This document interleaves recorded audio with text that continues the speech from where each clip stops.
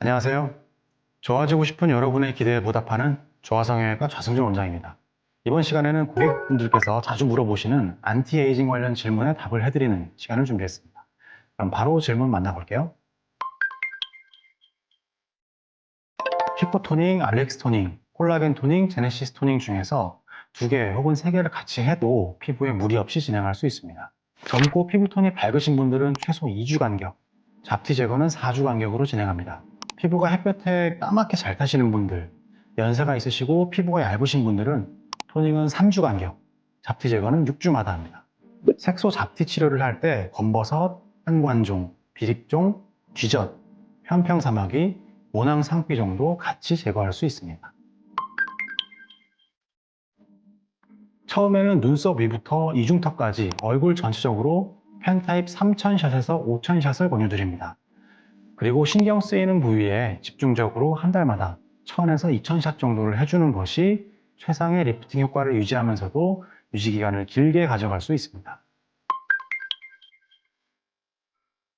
리쥬란의 폴리뉴클레오타이드 성분은 피부의 염증을 가라앉히고 피부톤과 잔주름에 효과가 있습니다. 다만 단독으로 사용했을 경우에 효과 지속 시간이 2주 정도로 짧아서 효과를 더 길게 가져가기 위해서는 물광 주사와 스킨 보톡스를 같이 하시는 것을 추천드립니다. 주사 시술 자체가 피부에 손상을 주는 것이기 때문에 너무 자주 맞는 것보다는 최소 한 달에서 최대 2달 간격으로 진행하는 것이 피부가 쫀쫀하고 촉촉하고 착 달라붙는 최상의 효과를 유지할 수 있습니다. 필러는 입자가 작은 것부터 굵은 것까지 있는데요.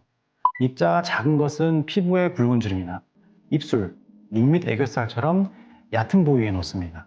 반대로 입자가 굵은 것은 콧대, 이마, 턱 끝에 뼈막을 타겟으로 깊게 놓습니다. 문제는 그 중간인데요. 입꼬리나 팔자주름 끝부위처럼 움직임이 많은 부위에 많은 양의 필러를 넣으면 근육과 피하 지방이 접히면서 위치가 움직일 수 있습니다.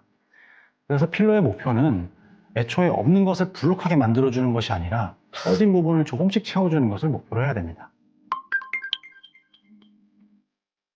먼저 헤어라인을 걸쳐서 절개를 하는 경우에 칼에 의해서 모낭이 손상될 수가 있습니다.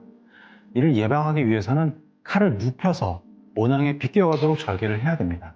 두 번째로는 수술하면서 포세보로 조직을 너무 세게 잡거나 봉합의 매듭을 너무 강하게 지게 되면 혈액순환이 떨어지면서 조직에 부분 괴사가 생길 수 있습니다. 세 번째는 남는 피부를 자르기 전에 근막층을 충분히 박리하지 않았다든지 혹은 피부만 과도하게 당겼을 때 이 부분이 다시 떨어지면서 봉합한 부분에 흉살이 넓게 잡히면서 탈모가 생길 수도 있습니다. 항상 탈모가 생길 가능성을 염두하고 수술을 진행하면 예방할 수 있겠습니다. 수술을 할 때 수술의 난이도는 박리와 고정이 얼마나 쉽냐인 것 같습니다. 대개 서양 분들은 층이 딱딱 잘 구분되고 조직도 부드럽게 잘 당겨 올라오는 경향이 있는 것 같습니다. 그래서 수술 시간도 비교적 적게 걸리고 흉터도 잘 안 생겨서 결과도 좋은 편입니다. 아스피린이나 오메가3처럼 지혈을 막는 약을 드시는 분들은 약을 끊더라도 수술 중에 피가 스멀스멀 새어나와서 지혈하는 데 많은 시간을 할애합니다. 지혈을 잘 해도 수술 후에 붓기나 멍이 오래 가서 최종 혈과를 확인하는데 시간이 좀 걸리는 것 같습니다. 다른 병원에서 혹은 옛날에 수술하고 나서 재수술을 하시는 분들은 안쪽으로 흉터 조직이 있고 전에 어떻게 수술했는지에 대한 정보가 없기 때문에 칼을 긋는 방향이나 조금의 깊이 차이에도 층이 엇갈리는 경우가 있어서 주의를 많이 기울여야 합니다. 제가 여러 학회를 둘러보고 많은 원장님들께도 자문을 드렸지만 리프팅 레이저를 많이 한다고 해서 스마스가 얇아졌다 이렇게 생각하진 않으셨습니다. 다만 지금은 단종된 아큐스칼프를 받았던 분들 중에서는 스마스가 얇아서 고생했다는 의견이 있습니다. 6개월째까지는 경과를 관찰하기 때문에 그 이후에 하시는 것이 좋겠습니다.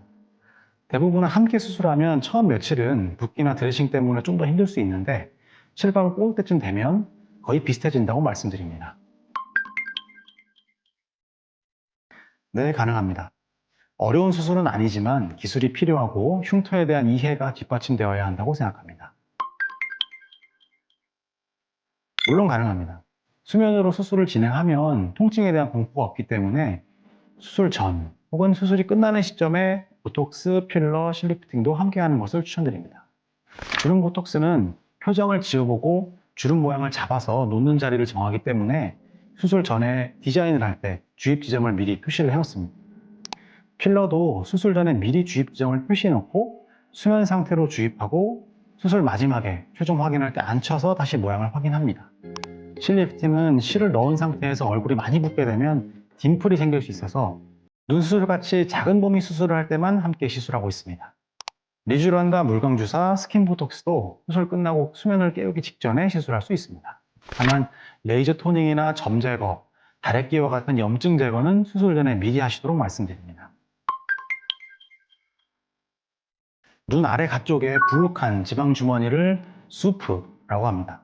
눈 밑 지방 주머니와는 옆집이라고 생각하시면 되는데요. 이 부분이 불룩한 분들은 수프까지 접근해서 안쪽 위쪽으로 지방을 끌어올려서 눈뼈 골막에 봉합해주면 이 불룩함이 좋아집니다. 인디언 주름은 앞서 말씀드린 수프 리프팅으로도 굴곡이 어느 정도 호전됩니다.